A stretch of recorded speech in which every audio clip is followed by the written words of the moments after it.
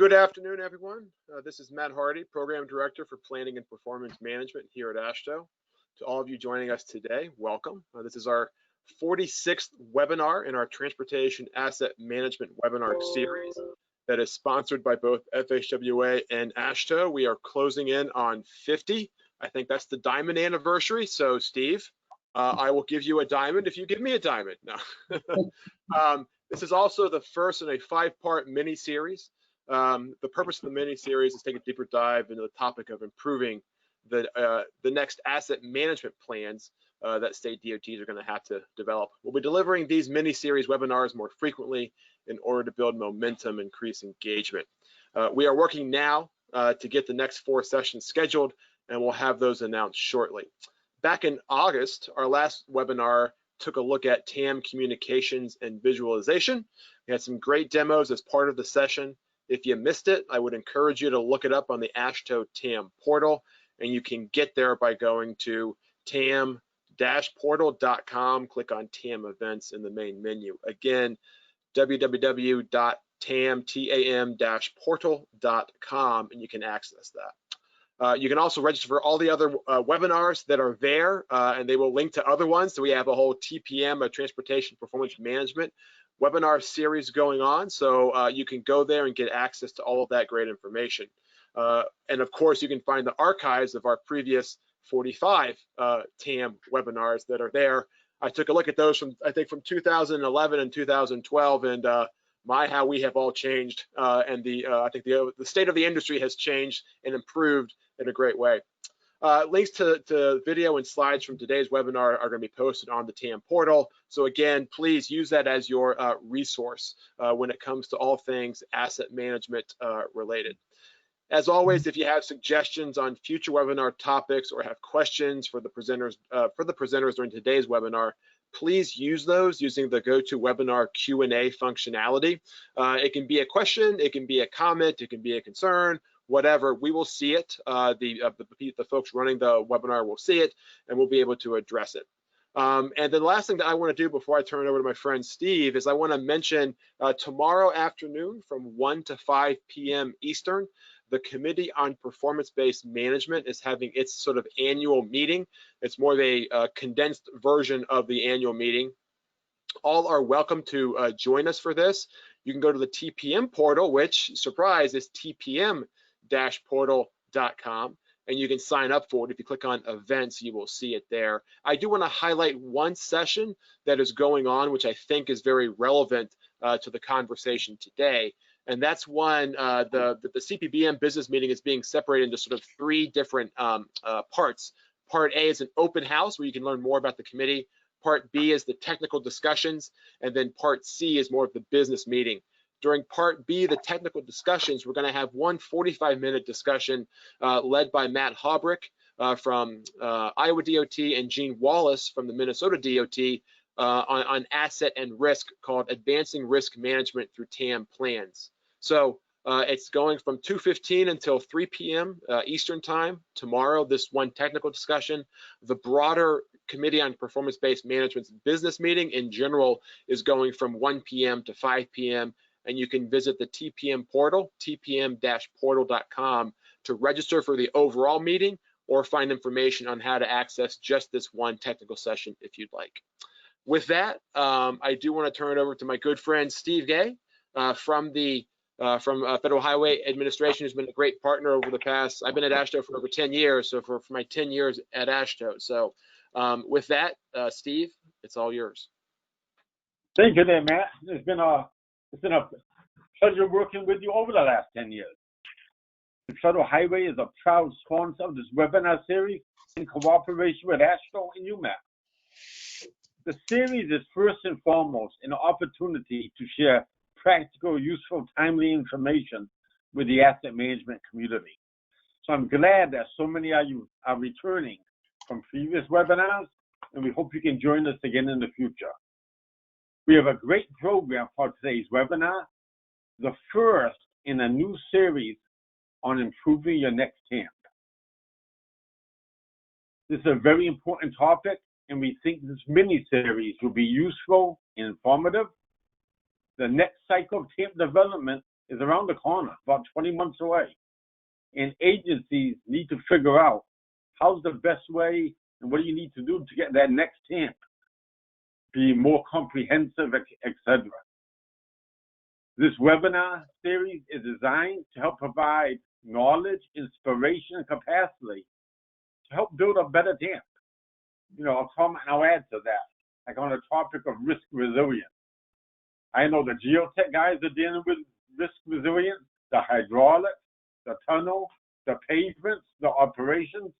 So I think as we go through this mini-series, please invite others in your organization, breaking down those silos. I think that's an important issue. And the end result where your TAMP pool, it'll just be better. I'll be discussing the webinar series and a little topic, this introduction coming up in a couple minutes. And we'll be kicking off the series today looking at a recent federal highway publication, one of the case studies, looking at TAM practices. You can find case studies on the FHWA Asset Management website. I think you're going to enjoy today's presentation and discussion. I think it's going to be enjoyable. And let me pass it to Jana Park of Spy Pond Partners. Jana? Thanks, Steve. The purpose of the webinar series is to share lessons learned, ideas, and knowledge with the asset management community. For this webinar, the primary learning objectives are building working knowledge of the key concepts and definitions relevant to TAM plans and programs, beginning to apply this knowledge in order to answer the following questions. What noteworthy practices have agencies applied in their TAMP development efforts? What benefits can my agency expect by applying these practices? What are the key lessons learned for agencies as they move forward to developing their next TAMP? And of course, to share lessons learned, ideas, and knowledge. For the agenda today, Steve Gay will kick off the webinar with a topic introduction. Next, we'll have Gordon Proctor of Gordon Proctor and Associates. He'll be sharing with us some of the findings and insights of the first in a 7-part case study series. After Gordon, Justin Bruner of Pennsylvania DOT will present their part of the case study and also an assessment of their 2019 TAMP as they start preparing for their next TAMP. We're going to have a slightly new element of the webinar and have kind of an open mic session where you can share with the group and with the panelists what you're thinking about as you are planning your next TAMP. And this will be integrated with a Q&A session. And because we have to mute everyone just with the large numbers, if you want to share what you're doing or want to ask a question by voice rather than through the Q&A function on the menu, just put into the Q&A or the chat function that you would like to speak, and then Perry can promote you as an organizer so that you can turn your mic on. And again, as a reminder, the normal mode of submitting your questions using the Q&A feature of the webinar control panel at any time during today's presentation is the way to ask your question. And yes, we're making the slides available. It's in the handouts part of the menu that you can download, and then after today's session, we'll post the video of the session on the TAM portal. So let's shift to the actual topic of today, and we'll have Steve Gay. And so Steve, take it away. Thank you. Here we are in October, and I know you've all done an awful lot, but we've had a lot of things happening around us. But I'll raise a point that we raised months ago. It's 2020. How do we advance asset management one step further? We recently completed our second time round doing the consistency determination. There did not appear to be any substantial issues, You know, every state did well with the consistency determination. I think it's important to emphasize the value of this process. Besides being a regulatory requirement, it's important, I think, for state DOTs also to look at this, how they spent the money. Did you get the results over the past year that you thought you were going to? Did the numbers move like you did? With your mix of the work types for pavements, bridges, etc.? Did the numbers move or stay the same like you thought? Did the districts, if you're on that kind of organization structure, undertake what you thought they were going to from the investment strategies? The condition changes like it was going to? Did performance change? A major emphasis I'd say our team has today at Federal Highway is how to best prepare for the development of the next TAMP and undertaking this mini-series and other activities. Now I'm going to go over some of these items. Other items you're doing as you look at life cycle planning, risk analysis, the performance gap analysis and risk, making the impact you believe it's going to improve condition of the assets and performance of the network. Are your practices addressing it? You know, and I'm very happy with the 52 TAMPs we have, but what do you need to do for this next time round to have it more comprehensive, more mature, breaking down those silos in your organization? You know, it's kind of funny. I think I kind of feel like with the risk register and resiliency, the requirement in the TAMP, it was kind of leading the way. Sometimes there are internal meetings in Federal Highway on risk resiliency. We are even involved. They don't know we have any role in that. I don't know if that happens in your organization. So we're trying to break down those silos, and you know, us being a DOT like you all are, I know those silos. It's interesting working in them. It's important to have dialogue with others in the agency to have them engage in discussing how to have the 2022 TAMP more comprehensive in improving that condition and performance of the network. Number of items we have going on. Case study. We recently posted asset management practices and benefits, which is the focus of today's webinar. One on life cycle planning practices and one on communicating asset management strategies. We have another two that I hope will be posted within the next week or so. I'm not going to send out any announcement. Just go to the Federal Highway TAM website, and up there you should see linking asset management to planning and programming and managing assets beyond pavements and bridges. And another couple should be coming out, and one dealing with financial plans, and I expect that November, and one on risk that's held up a little bit, but that should be coming out in not too much longer.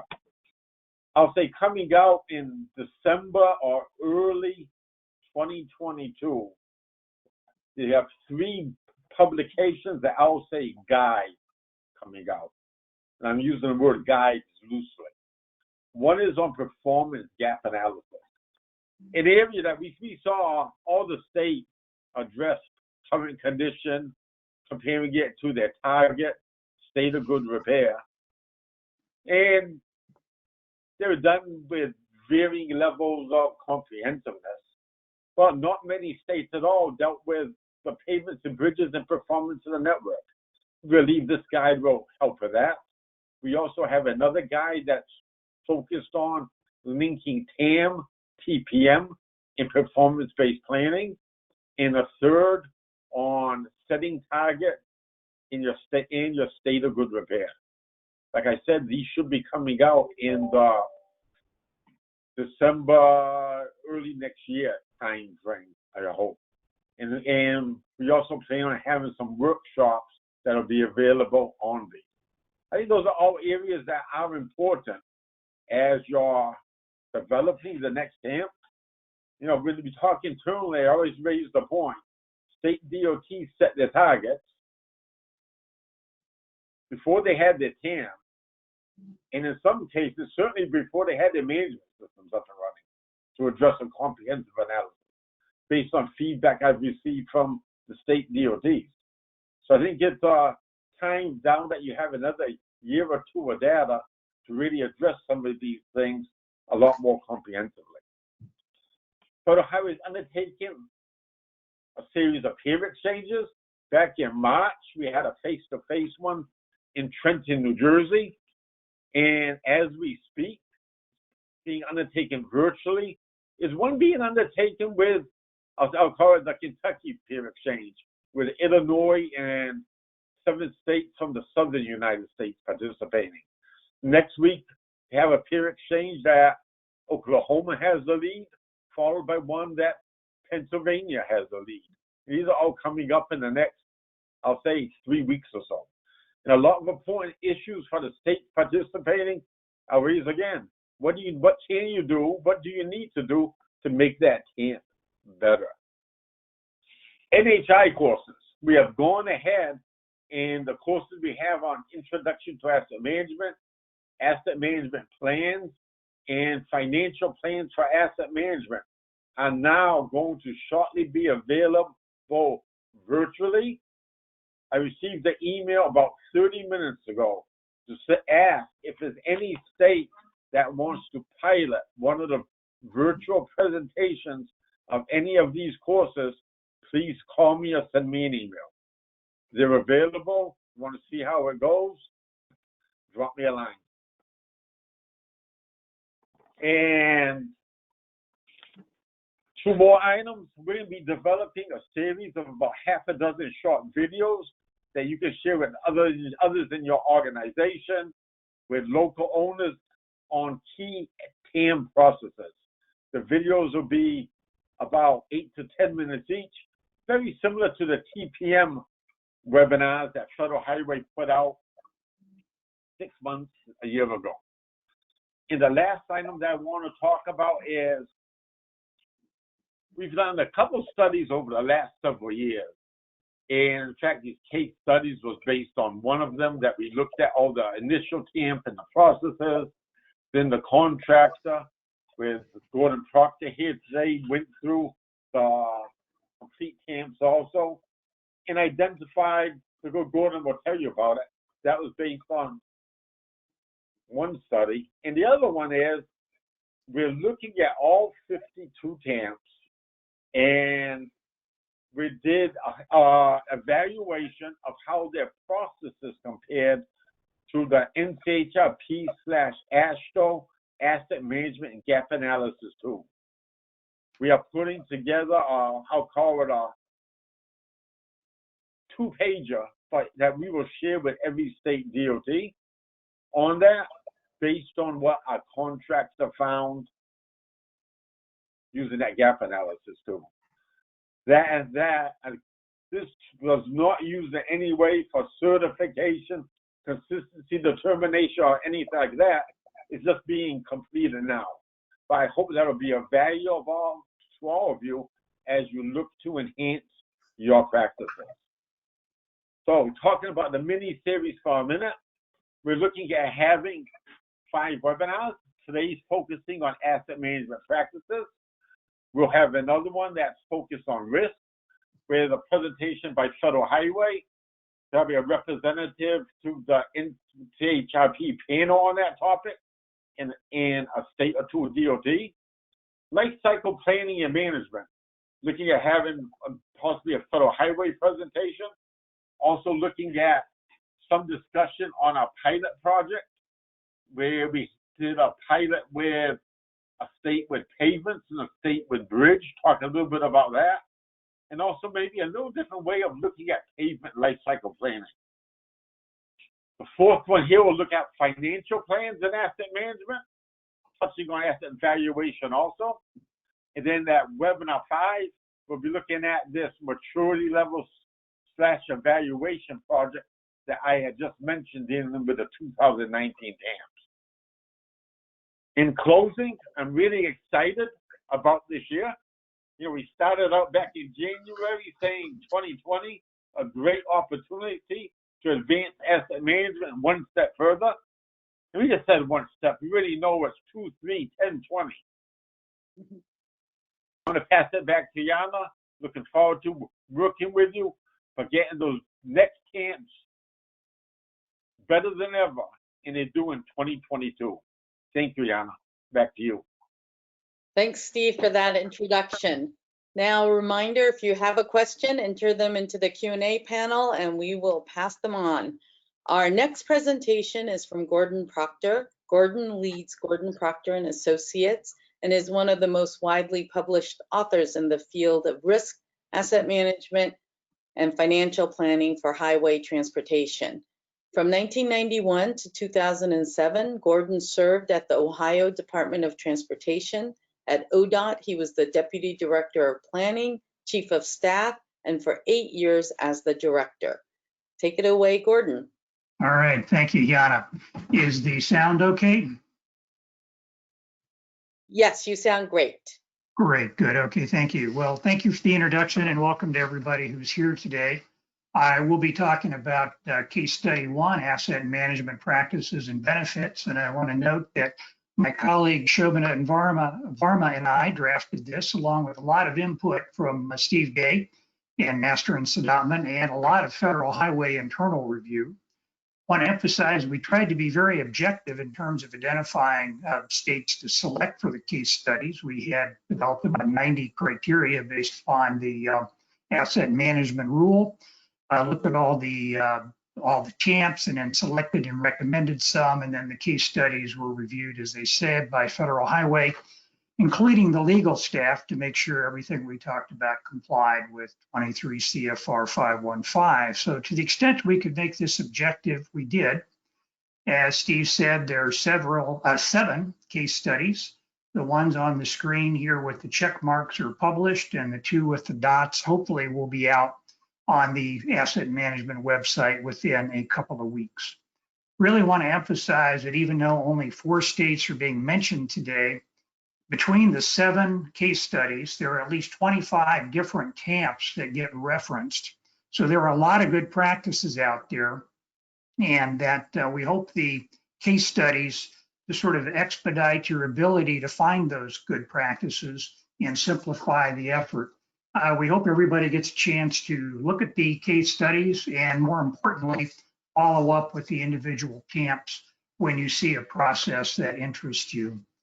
Many of the TAMPs were very strong and could have been included in this first case study, but we also, as we said, sort of spread the case study, the good examples across the 7 case studies. The 4 that we selected here were selected for very specific reasons. They were selected to illustrate how TAMPs can be effective under very different circumstances and with agencies at different levels of asset management maturity. Shobhan and I recommended states that had significant challenges in terms of meeting their condition targets and sustaining them. We did not recommend TAMPs to be included in the case study simply because the states had good asset conditions. Rather, we suggested TAMPs because they demonstrated robust asset management processes. So rather than just selecting states based upon their condition, we selected TAMPs that demonstrated that over time, their processes will improve conditions and reduce costs compared to strategies not based upon asset management. New Jersey and Pennsylvania were selected because they were states that had some relatively new asset management practices, yet they still produced very comprehensive TAMPs that included in-depth analysis in each of the required areas. Illinois was selected as an example of a state that is just beginning to adopt asset management, and it used its TAMP as a catalytic statement of purpose and a roadmap to guide asset management development. The Illinois TAMP was a good example of using the asset management plan to pivot towards asset management processes and to identify a roadmap of next steps. Then in contrast, Shobhan and I suggested Washington State because it included many elements that we think future TAMPs will include. Primarily, those elements were repeated demonstration of cost savings that the agency accrued over time because of its iterations of good asset management practices. The TAMP demonstrated how Washington achieved higher conditions for less cost because of long-term adherence to asset management practices. So they were 4 different TAMPs, but each demonstrated how a TAMP can inform decision makers of the benefits of asset management. The 4 also were clear about what future conditions will be under different funding scenarios. Particularly with New Jersey, Pennsylvania, and Washington, if you were a decision maker and you skimmed the TAMP, you would come away with a clear understanding of the future conditions the state was forecasting and what strategy the state was adopting to achieve the highest conditions with the resources they had. And in the case of Illinois, a reader came away with a clear critique of current practices and a clear roadmap for the future. In terms of New Jersey, one came away from reading the New Jersey TAMP with a sense of broad agency engagement and strong leadership support for asset management. The leadership teams were formed that included staff from across the department. The TAMP included an asset management policy that demonstrated high-level support for asset management. One came away from the TAMP feeling that the TAMP captured continuous, ongoing processes as opposed to reading a report that summarized just current conditions. The New Jersey processes described in the TAMP appeared to be dynamic and they appeared to be ongoing. And this quote in the blue box comes right from the TAMP, and we thought it was quite insightful that improving asset management, involves a continuous process with top-down leadership reinforced with policy and in concert with bottom-up staff involvement. And this was emblematic, I think, of the attitude and the themes that we saw in the New Jersey TAMP. And the New Jersey TAMP also strongly emphasized life cycle analysis and demonstrated several bridge and pavement scenarios based upon different investment levels. This chart is right from the TAMP, and it captures an illustrative example for pavements that really sums up the entire purpose of asset management. This was a theoretical analysis in which they took the same amount of money, ran it into the pavement management system, ran 2 scenarios, one optimizing the investment and one on a no maintenance or worst first run to failure kind of analysis, and that's the bottom line. And as you can obviously see, the optimized investment scenario led to much higher conditions over time than did the worst first example. So basically, this encapsulates the entire reason for doing asset management. That with the same amount of money over time, we can achieve higher conditions for less money than we would with a worse first strategy. So in this one chart, it really summed up the entire purpose for doing asset management. And another good, strong emphasis, strong thing in the TAMP that we saw in this TAMP and in some other very good TAMPs were clear documentation of what the gaps were. They documented them by the condition of not just the asset compared to target, but also how much of an investment gap there was, how that gap varied by year and by system. And we think this is important because it makes the gap analysis actionable. A decision maker could look at the gap and understand what type of analysis, what type of investment is needed in what asset in what year in order to achieve your state of good repair or your condition targets. So if a legislator or another decision maker were to read the New Jersey TAMP, I think they would come away with a good idea of what the future conditions will be, what investments are necessary to bring them to the desired state of good repair.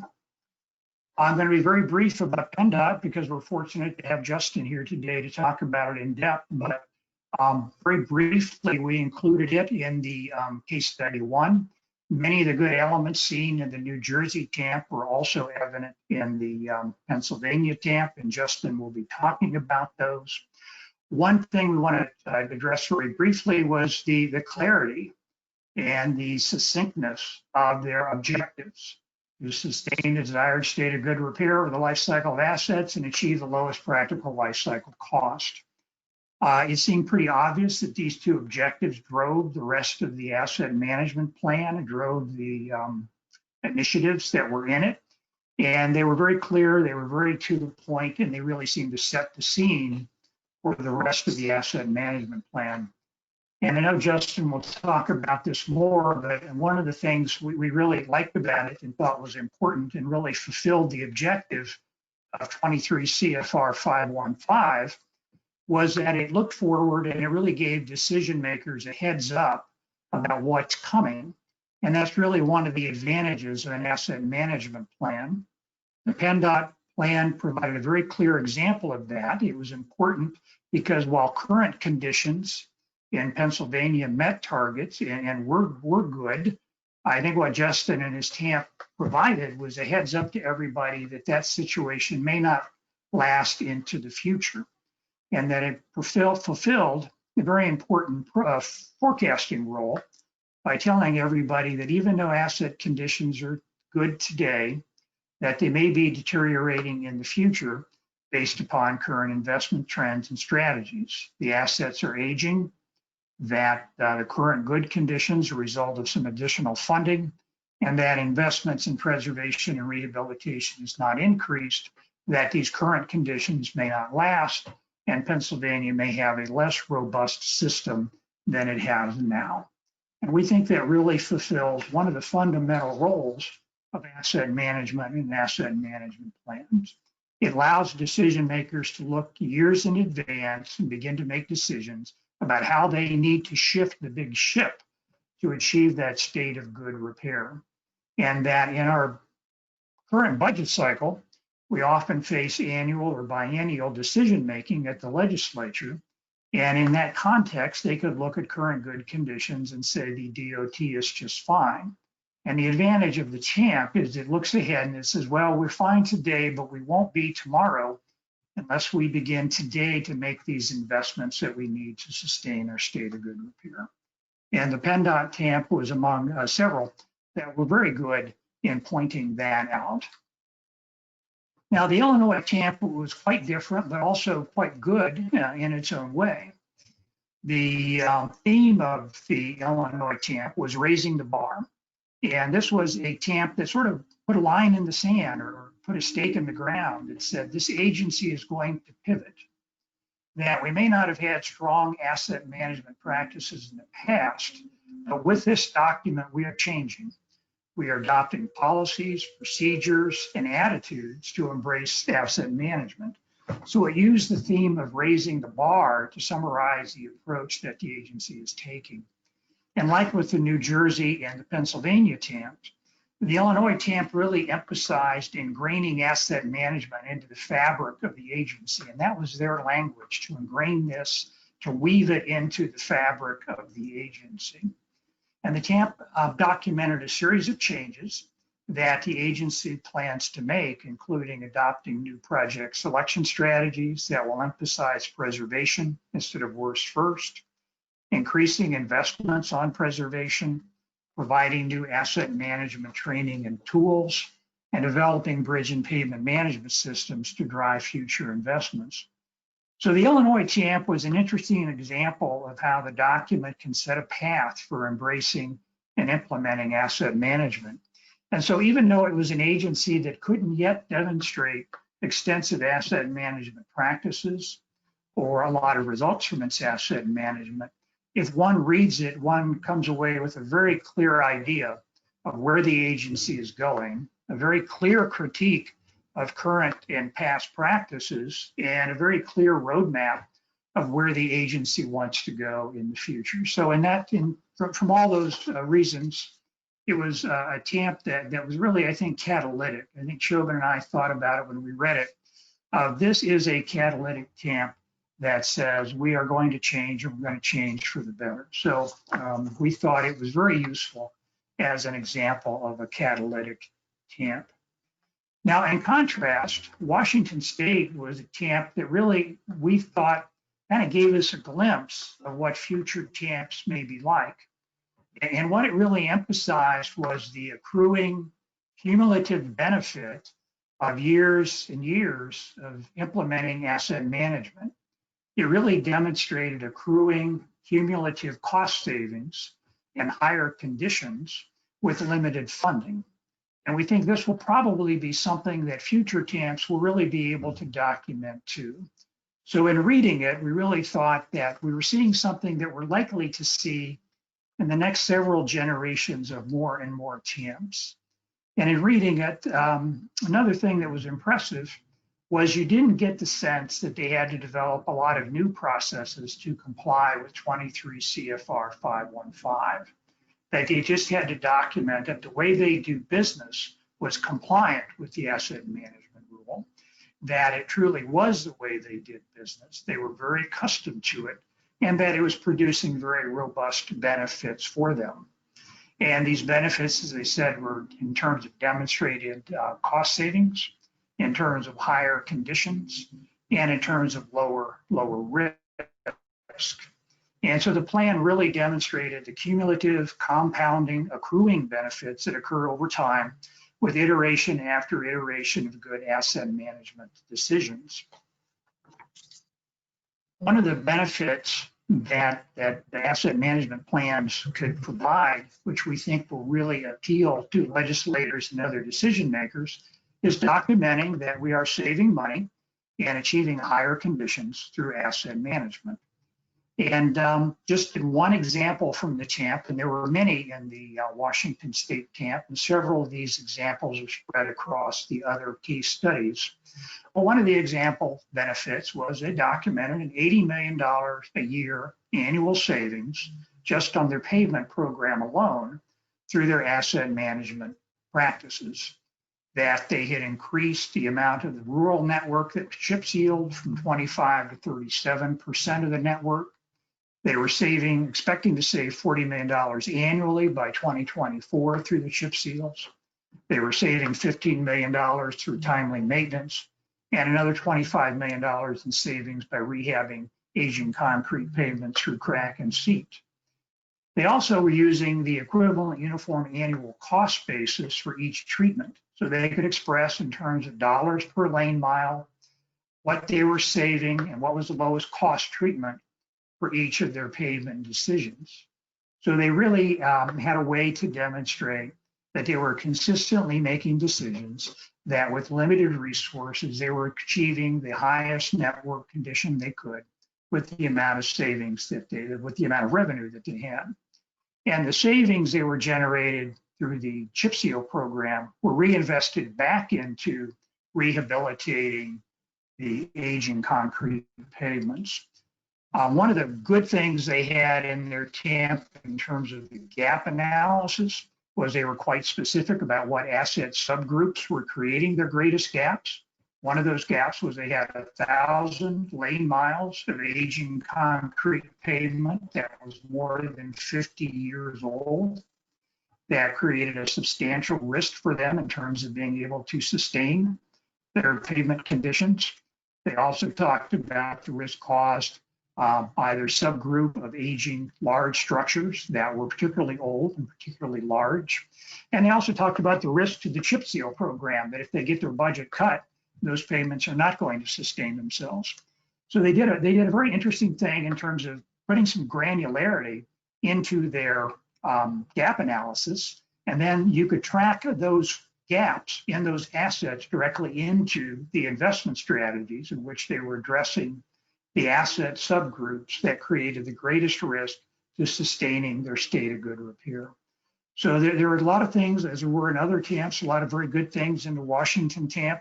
And I think primarily the thing that struck us the most was they were able to demonstrate that over time, they had really generated a lot of savings and stretched their dollars as far as reasonably possible.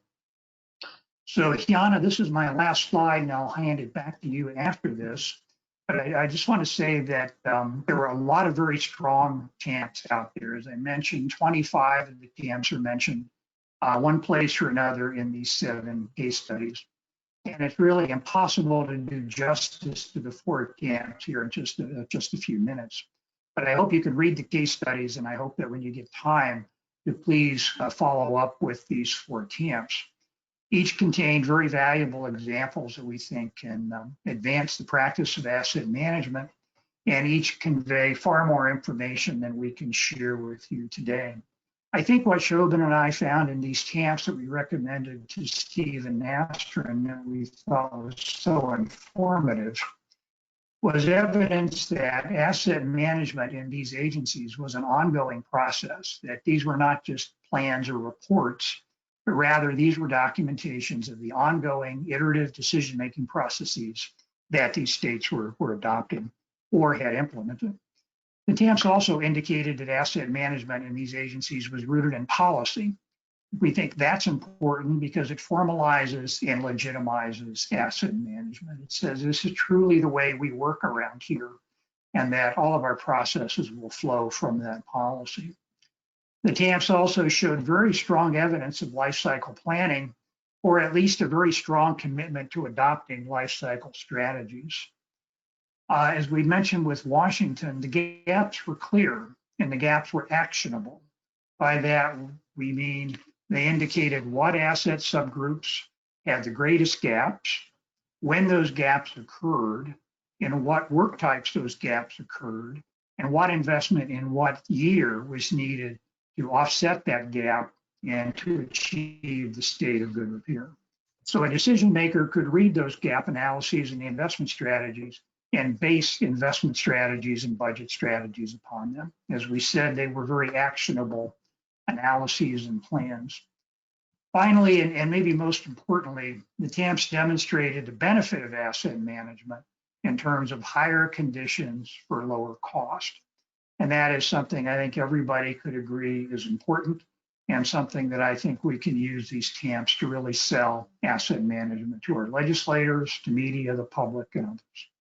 So thanks for this opportunity to talk about case study one. I know Justin will get into much more detail about PennDOT. And with that, I'll turn it back over to you, Kiana. Thanks, Gordon, for that great presentation. So now we'll hear from Justin Bruner of Pennsylvania DOT. Justin is the Bridge Asset Management, or as they call it, BAM Section Chief in the Bureau of Maintenance and Operations at PennDOT. The BAM section is responsible for monitoring and reporting statewide summary bridge conditions, setting, and monitoring of PM2 federal targets and goals, and the creation, implementation, and maintenance of PennDOT's Bridge Asset Management System. Justin also serves as the PennDOT Asset Management Engineer. In this role, he's responsible for the development and delivery of the TAMP, as well as key management tools utilized for the TAMP, including a global asset risk framework and scoring methodology. And now I'll turn it over to Justin. There we go. I'm unmuted now. Can you see my screen? Yes. Great. And is it the correct one where you see only the PowerPoint? You know, it's too tiny. We're seeing mostly your rocks in your background. So Yep. There you go. Perfect. Perfect. Okay. Fantastic. Okay. Well, I'm Justin Bruner with PennDOT, and thank you for the opportunity to let me speak here today. We're going to do a sort of informal review of our asset management plan from sort of an internal perspective.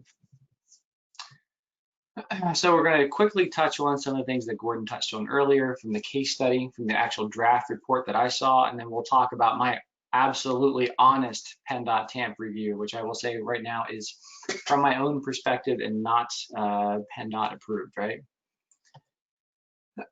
So from case study number one, the asset management practices and benefits. You know, from the federal perspective, we had good practice highlights and forecasted future investment needs, an objective that embraced lifecycle planning and drove investments that Gordon noted earlier. So what were we trying to do, right? We wanted simple and clear projections of what we were going to do with partially known future funding.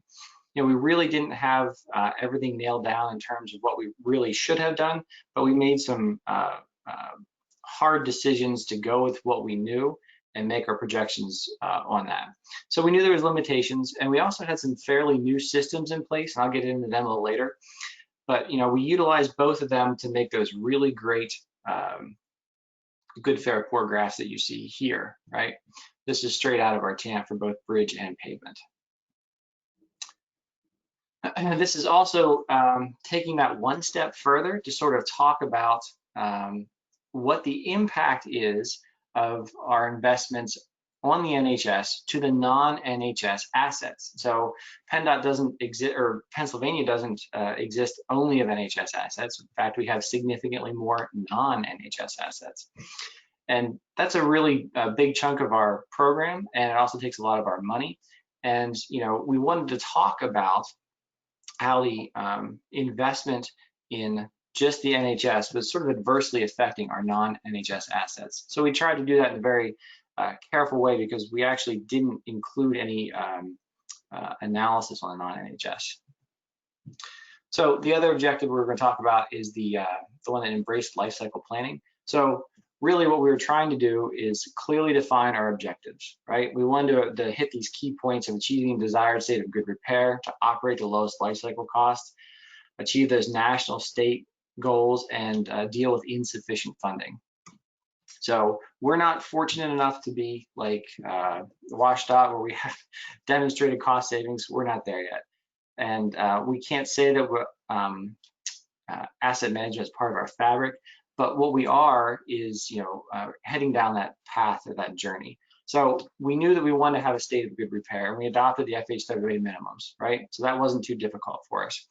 And the other thing that was really just sort of what summarized our work is we need to operate to lowest life cycle costs. Like, that's just agency-wide.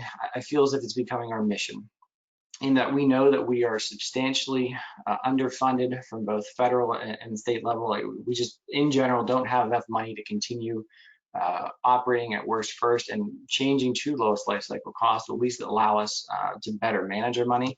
But even so, we're still in a bit of a financial pinch.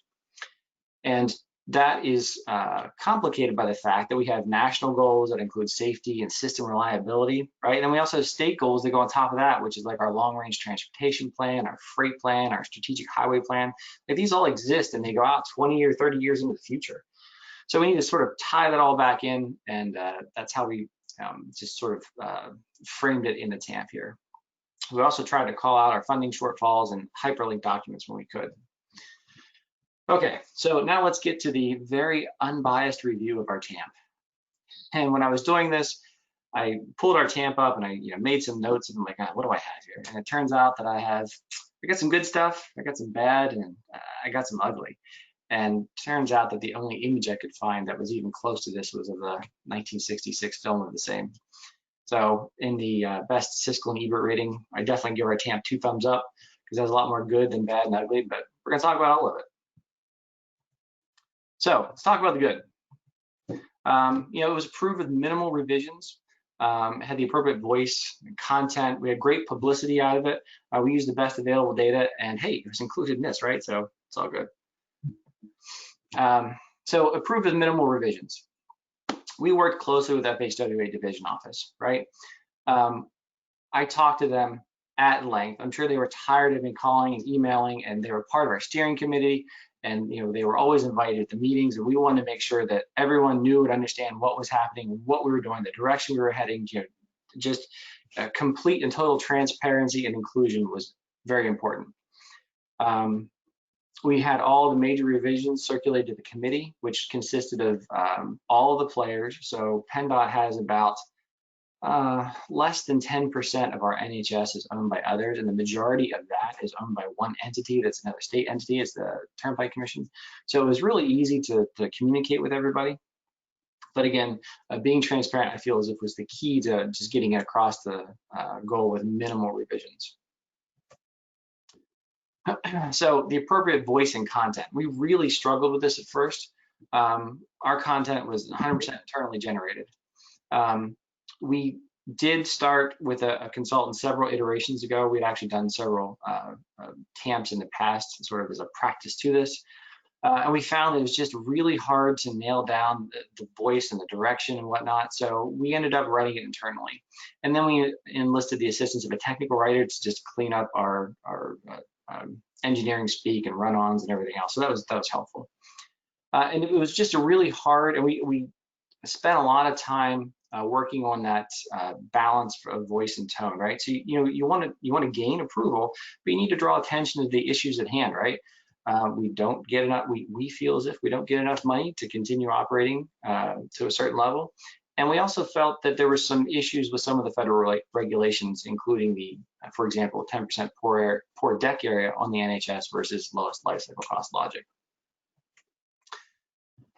From a publicity standpoint, internally and externally, we got a lot of publicity. By publishing it online, it's been downloaded a number of times. We actually started circulating this infographic that just talks about what is lowest life cycle cost, because people start talking about, I'm doing lowest life cycle cost, and they didn't quite grasp the concept.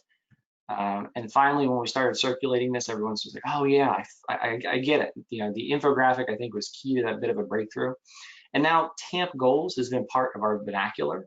And it could be the start of a culture change. I've been working feverishly just today on people making requests for TAMP goals and looking to talk about where they should be in the future for their particular district. So it's definitely catching on.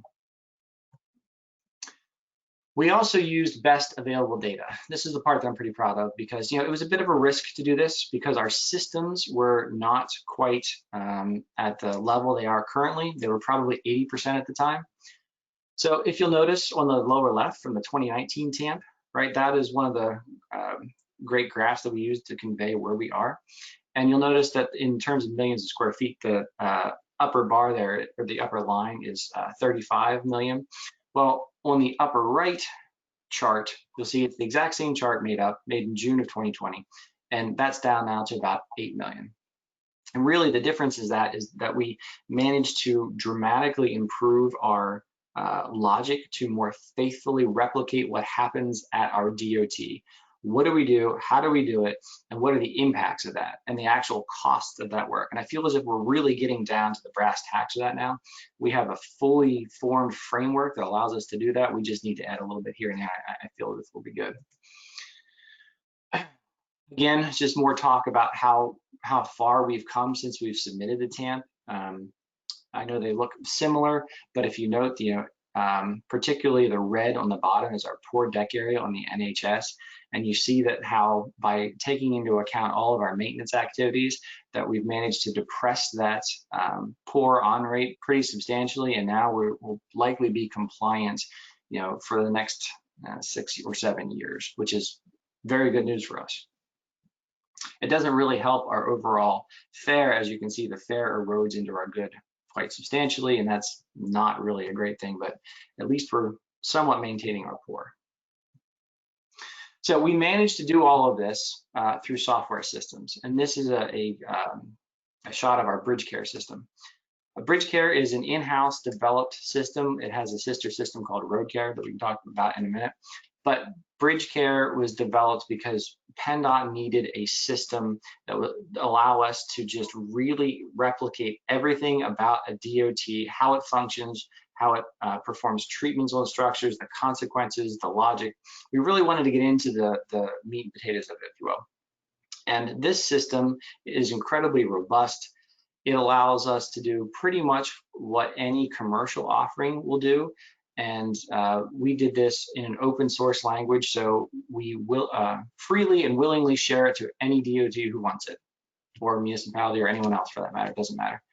The source code is out there and posted. If anyone's interested, you can go to the International Bridge Conference website. I believe they're going to be posting all the presentations. I did a presentation on this earlier this week, and I've gotten a number of emails about how we make it work and the logic behind it. But we're really quite proud of this. This is one of the this is a result of us trying to do a TAMP early, and we realized we need to make those forecasts, and we realized some of the limitations in a number of the lesser offerings of decision-making software, and it turns out that it was just better for us in general to develop our own. And I'm quite happy that it worked out that way because it works. One of the reasons that it works so well is that it works in a DOT type language. which means that you get a recommended treatment per project per year, right? So, and you can also upload your entire existing list of projects that are going to happen. So you can very accurately predict what's going to happen in the future, you know, per bridge, per project. So we're super proud of this.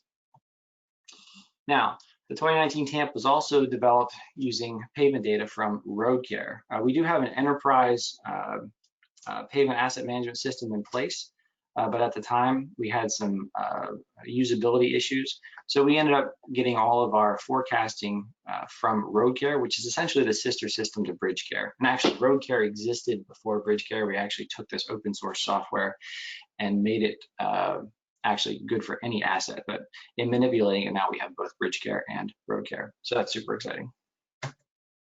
And again, same kind of outputs, very DOT friendly. We understand, you know, per segment, what kind of treatment that we're going to get. All constrained, you can run a bunch of different scenarios on it. So this is how we communicate to upper management the financial needs. All right, so let's talk about the bad, right? This is the stuff that kind of gave us some problems. I was a little disappointed that we weren't further along in our forecasting systems, because this was our 7th internal version. We had started, you know, when MAT 21 first came out, we had started writing a draft, and we just kept revising that over time, realizing that, you know, we were going to need better systems here, we're going to need more data there, and it's good that we did that. But I was just, you know, a little disappointed we couldn't be a little better, because I would just love to be able to talk about demonstration of cost savings, and you know, we can't do that yet. Or talk about lowering our risks. We're just, I don't have the data to prove that yet, so I want to, and I think we need to get there. We also need to change some of our other systems, not just our DAMs and our PAMs. I feel as if they're actually in a really good place right now, but we need to tweak our other internal systems, specifically our NPMS system, which that's our planning system, right? So that's what we put all of our projects in, and you know, put money towards them into the future to say when that's going to go. And right now it doesn't have the 5 FHWA work types. So when we're projecting into the future, because that's a requirement that we have to show our 5 work types into the future, it's incredibly difficult to get that information currently, and the system needs change to do that, and it needs change soon because, you know, the next TAMP's coming. So I feel as if that's going to be a bit of, not a pain point for us, but it's outside of our immediate authority, so you know, it's just going to take a little bit of time. But I'm confident the people that own that system can produce in the appropriate time frame. They're good people. Finally, less than 10% poor in the NHS. We really think that's unrealistic long term, and there's good reason for that. All right, so do we think it's realistic? Well, maybe at one point in time we did, but not now. So back in about 2010, our forecasting was pretty simple. We thought, there's 25,000 bridges, 100-year bridge life, that's 250 bridges a year that need replacing, right? Just one in very basic kindergarten math terms, right? So let's just assume that you get 10 years out of a poor bridge, that's 2,500 bridges a year that will be poor, or about 10%, right? That makes perfect sense, except it doesn't. So here's a graph showing bridges built per year by Business Plan Network here in Pennsylvania. You'll note there's a lot built before 1900. In fact, we have the oldest highway bridge that's been in continual use. It was built in 1697, right? So we've got some old stuff, really old. Now, while that may be a rare occasion, you'll note that there's a fairly substantial amount of them. They're not all tiny. We also have these big building eras that you see in the late 20s and early 30s. Then again in the late 40s, early 50s, and a bigger spike in the 60s. You can see the blue there where the interstates were built out. And then, you know, again, you get another bubble in the mid to late 80s, and a nice flat period in the 2000s. And then again, a nice fairly big bubble here not too long ago. So it's incredibly unrealistic to think that all these bridges built in all these different time periods with different specifications and materials of construction and traffic and ADT and all that other stuff are all just going to kind of die out the same. It's not going to happen, right? So let's be more honest about this. We have 25,000 bridges. Let's just say right now they're being replaced at about average of 78 years. That's about 320 bridges a year that need replacing. And let's be honest, it's about 25 years you can spend in poor, right? Because the duration in poor with maintenance can last a very long time. And it should, because that's lowest life cycle cost. You want to achieve the maximum duration of your structure that's safe. So 25 years is not unheard of to get something, get a poor bridge to last that long. Particularly on the lower level networks, it's conceivable you get them for 50 years. But at any rate, 25 times 320 gives you about 8,000 bridges, or 32%. And if we're held to that 10%, well, then we're going to be right back to that whole worst first methodology. And that's not LLCC. And I think that we need to revisit that, because I feel as if it would be beneficial to have a higher number, because naturally it just exists in that level. Further, funding, we feel as if we're getting insufficient NHS funding, and that means that we have to move state dollars off from non-NHS projects to the NHS. And we had a conversation earlier before this started. We were of the impression that you had to have all FHWA level asset data to include NHS assets. And maybe we can talk about this later after we're done with this, but I think Steve can chime in. It seems that based on our conversation, maybe that's not necessarily true, and that we can include these non-NHS assets, because I really want to, but we just don't have that level of federal information to include with them. But we can still do an analysis on them. And in including those with the NHS, that paints a much more accurate picture. And I would really like to do that for next time, because it really shows the transfer of money flowing up to business plan networks 1 and 2. So we can just skip over that. But really, in general, this is sort of the one of the best charts that we use for communication now. These are different funding levels, and this is for reference only. This is something we're going to try to put in our next TAMP. But really, it just kind of goes to show where we're going to be in the future based on future funding levels. And doing a bunch of different stacked bar charts like you saw before, it just gets really confusing. And we find that this is one of the most simple means of communication. If you show, one particular condition and different levels of funding to get there, as you may have saw in Gordon's presentation, we find this very effective. And for us, while this is an example, it's not too far off of reality. So, we need to increase our bridge spending a lot to maintain compliance, even though we've, completely revised our logic and we know that our poor rate isn't what we expect it to be or thought it was going to be earlier. There's still a substantial amount of investment needed just in the bridges alone. So that's one of the things that, these types of charts help you convey. Okay. Now let's talk about the ugly. So this is sort of the worst of the worst. These are the things I find are just keep me up at night, right? To operate to lowest life cycle cost, planners need outputs from all the different systems, right? You got BAMs, you got PAMs, you got NPMS. There's some ECMS information that there's local knowledge.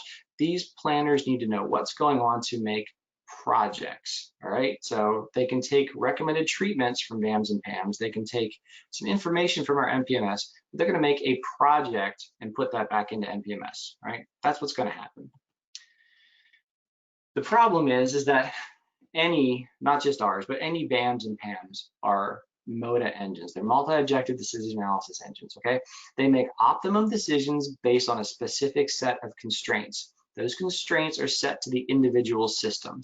So it doesn't matter if you've got the fanciest commercial software out there or an Excel, right? If you're doing individual runs on bridge and pavement, and to get that, to figure out how much you should be spending on both is one thing, but to understand or have optimum project outputs with both asset classes is another. So the majority of people that I know run their BAMs and PAMs separately. And therefore, their outputs are constrained to the asset type or class and year of calculation. So what do I mean by that? So when you're making these runs, right, these MODA systems require a bunch of data, one of which is money. And if you increase the money even by a few $1,000s, you should really rerun the system, because that may get you next eligible treatment, or I mean, in theory, it could change the outputs substantially. So they're very constrained to the variables in that particular year with The outputs are based on that year and they shouldn't change. And to make projects, right? So those treatments come out, but they're not projects. So to make projects, it's still human. And the problem is you need to drag these treatments back and forth through time to get everything to line up when an actual physical asset on a piece of road between two stations, right? It could be one bridge project, a little bit of roadway work, it could be a massive roadway project with several bridges in it. This is so complex, it's ugly. Yeah, we struggle with this a lot, and we know that this is the next step. So, you know, again, I feel as if our BAMs and PAMs are up to speed, but what we're really looking to try to do next, and I'm not sure that we're going to make it for the next TAMP or not, but we're currently in the research phase. We're trying to do a draft MOTA that combines those time-constrained BAMs and PAMs and applies factors for dragging it through time and see if that works. If it doesn't work, we've also identified a suitable off-the-shelf machine learning software that's outside of transportation. It's a boutique thing currently, but it's bang up, and there's a partnership in the works, but it's one of those machine learning bits where it literally does billions of calculations and performs one of those efficiency frontiers and shows you all of the best potential project or treatments to make a project. That's awesome, but I also have serious doubts that something like that's going to work because, again, there's such a human element with creating projects. So I'm not sure if our sort of forced approach through our combination MOTA system or this more elegant COTS solution will work. But either way, we will advance one of these and make all that research public. So with that, that is my unbiased review of our TAMP. And now I will send it back to you, Hannah. All right, thanks, Justin.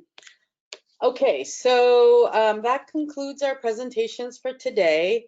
And now if I could just ask all of the participants in today's webinar to just put yourself on camera and open your mics. We're going to open it up for a couple of, if you want to share what you're doing, just send put it in the queue questions or the chat, and we'll look for, and we can make you a panelist so you can talk. But I do have a couple of people who in advance of the webinar said they would share what they're thinking. And so let's start with Connecticut with Anne Marie McDonald.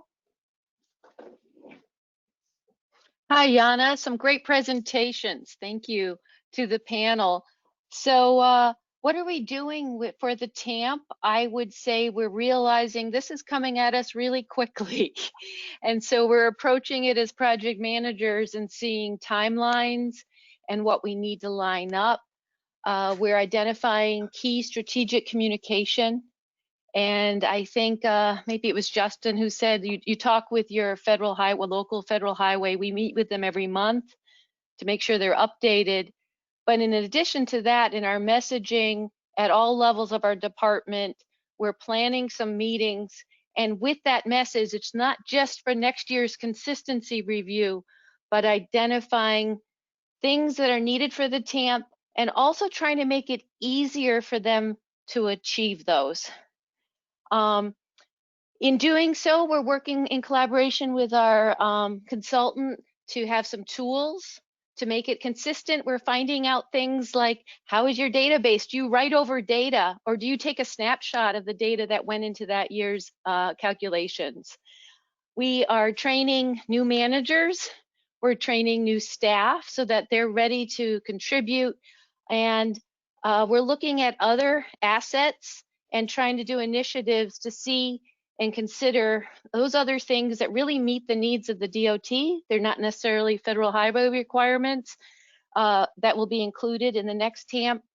And one of the ways we collaborate is even just now we're using SharePoint, put a notes section, and as we talk about things, sort of like a wiki, and have ideas, we'll take ideas from anywhere. We're taking them from your other TAMPs you just mentioned, and having our new staff look at TAMPs, but also, like Justin said, great ideas other places.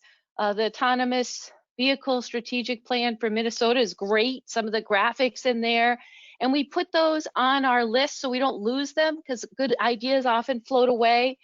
And we're taking those to put those into actions and then prioritizing them. So those are some of the things on our end.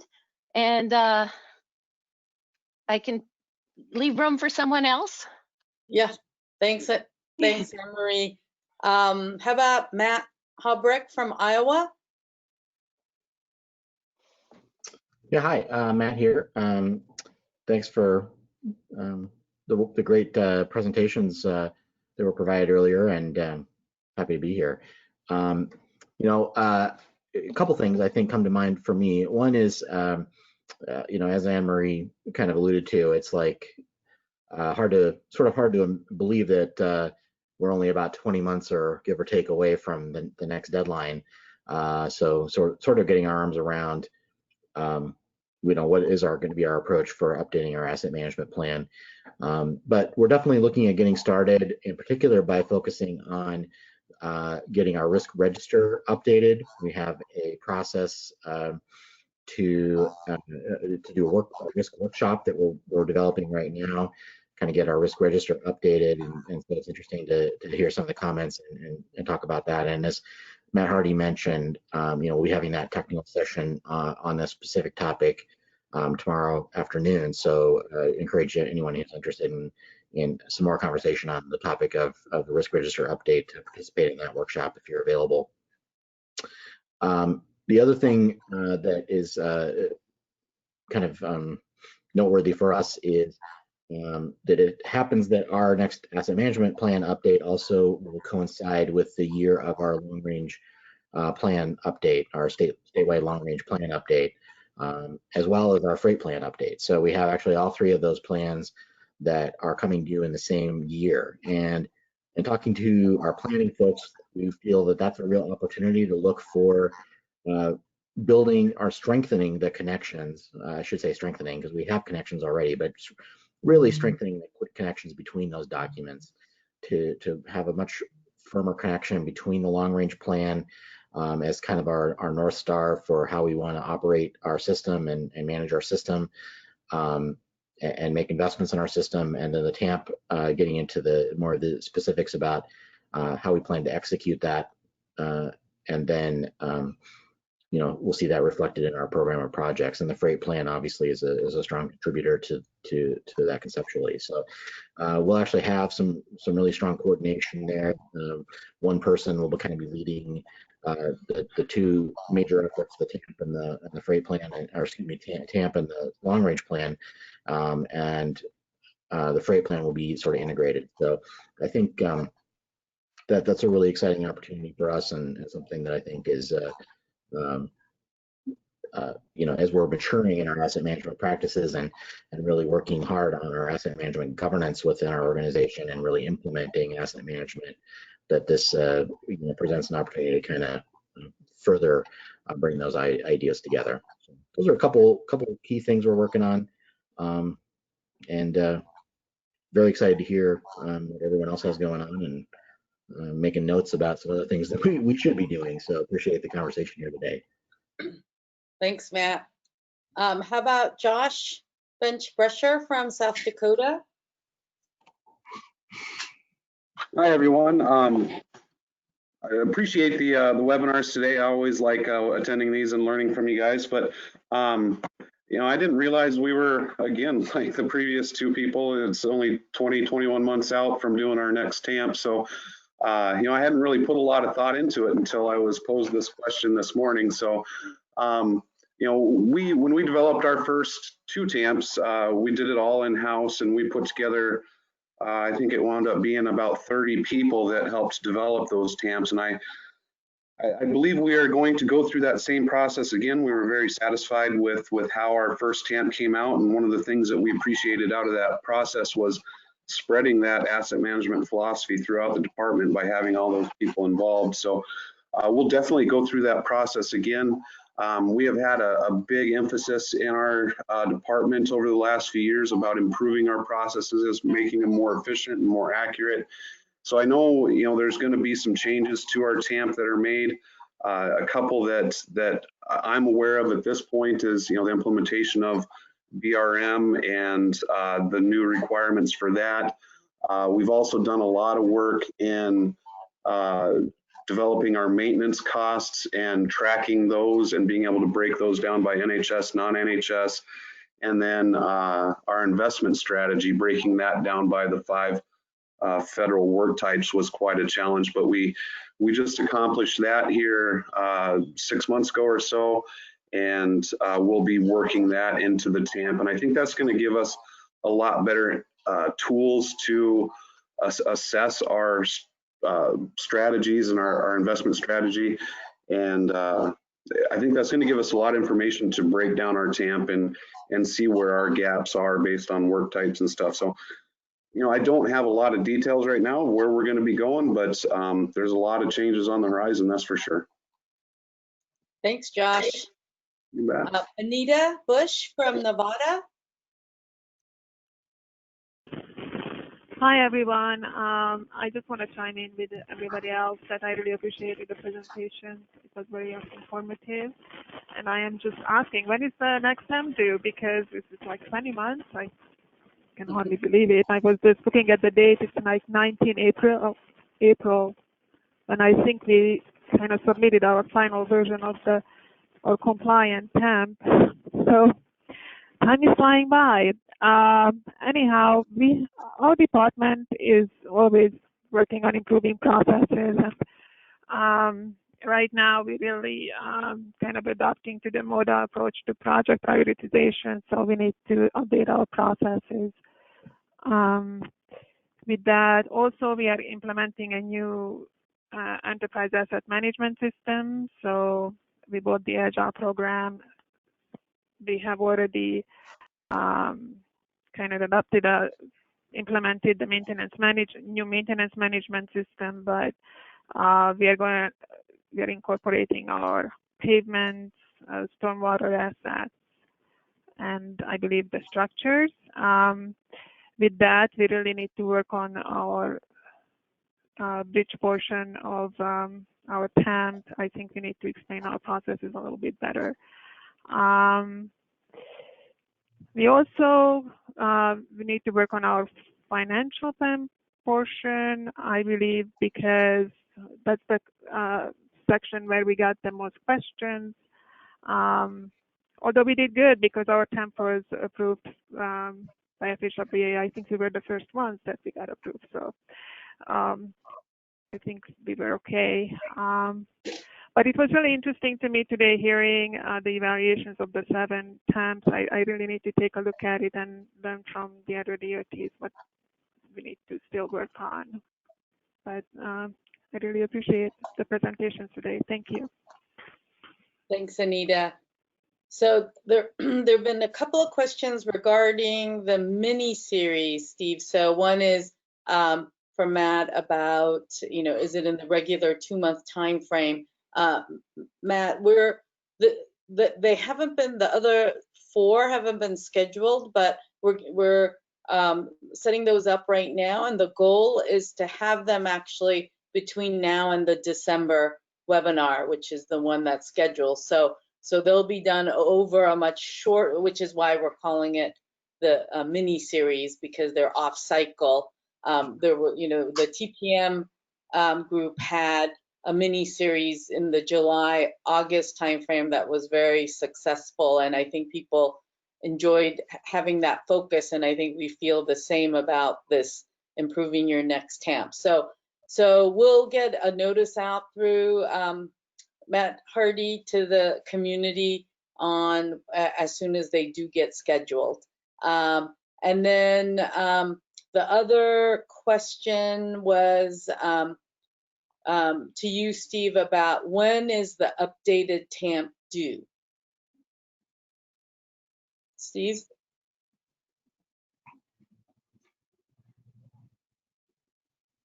Oh, Steve, we can't hear you, Steve. Let's see. I think, you oh, hear there me you now? go. Now we can hear you. Yeah. Oh, okay. So it is due in 2022, and I have not met with, the requirement is it's every 4 years. So is it going to be April 30th or 4 years from when the last TAMP was certified?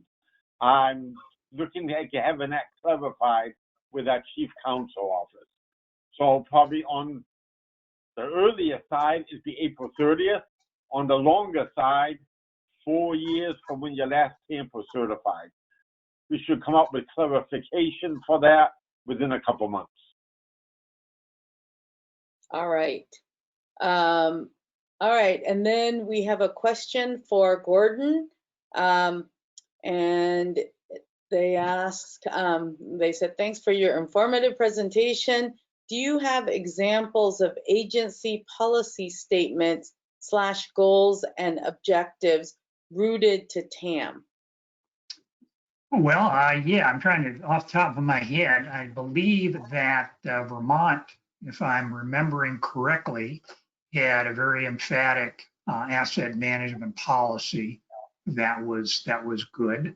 I'm trying to remember, obviously, yeah, there were, and off the top of my head, I'm trying to remember which ones they were, but we could, Shobhan and I could go through the TAMPs that we reviewed and get those out and post them for you. But the Vermont one was the one that comes to mind first as being maybe, let's say, a 2-page document that really laid out the reason for asset management and why they were adopting it. Steve, you may think of some additional examples too, but Sean and I could pull some out and find them from the TAMPs. You know, one thing comes to mind quickly, Gordon, and it's something that you and Shobhan were working on with one of the states where they wanted to better address resilience and how to capture that. And, you know, there was the statement up front, the goal of the agency is to improve system performance or improve the condition of assets. I recommend, or it was recommended that putting in the state and the objectives of the TAMP, something along the line, the language we're all familiar with, and I'll be the good fed with the regulations. The goal of the TAMP is to improve or preserve the condition of the asset and performance of the network, but add in there in the resilience of the network. That's true. Yeah, we had done a little that whole risk area. Right. Yeah. Steve's referring to some technical support we did for a state in which we sort of went through and outlined a series of objectives they could develop. This has not been published, but as Steve said, objectives that relate to every section of a TAMP, such as we want obviously objectives sort of like PennDOT had in terms of lowering our life cycle cost, but also creating our asset or enhancing our assets to be more resilient, to reduce the risk to our assets, to maximize the life cycle performance of assets, and to maximize our investments. So we had proposed to that state a series of objectives which tied into each requirement of the TAMP so that you could then see how the TAMP fulfilled the various objectives, such as making the system more resilient and making the life cycle cost more effective. But we can round those up for you and make them available to Steve or Hiana. All right. Thank you, Gordon. All right, so that is it for the questions. And as we mentioned earlier, we're looking to go off cycle for the next webinar. So look, I mean, one place where you can check the schedule is the events calendar on the TAM portal, but we will also be sending out an email blast through Matt Hardy to get the schedule to you. So, all right. So just, you know, as a final reminder, just visit the TAM portal and you'll see the video from today's session as well as past sessions. And we look forward to having you join us for the mini series, which I think will be very informative. Goodbye, everyone. Can I add one item, Yana?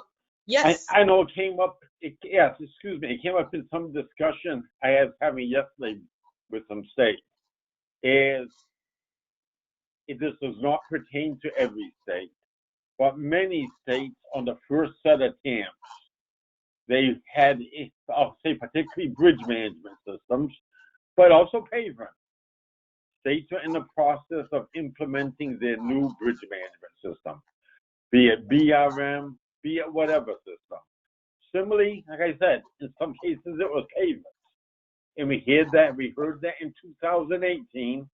And in 2019, we said, yes, we're still in the process of implementing it. The expectation would be that it's implemented by the next TAMP. So I don't know what the status of that is, but I know with feedback from one state that we're working with, and this the state is really trying to do some good things with the bridge management system. It takes time. It's not fully there yet. So you may want to coordinate, if you're the asset management lead, with your pavement and bridge people. Are those systems coming up and running, and are they ready to do the analysis you need for the next TAMP? All right. Thank you, Steve. All right. Thank you to our panelists, and look forward to seeing everyone next time. Bye. Bye.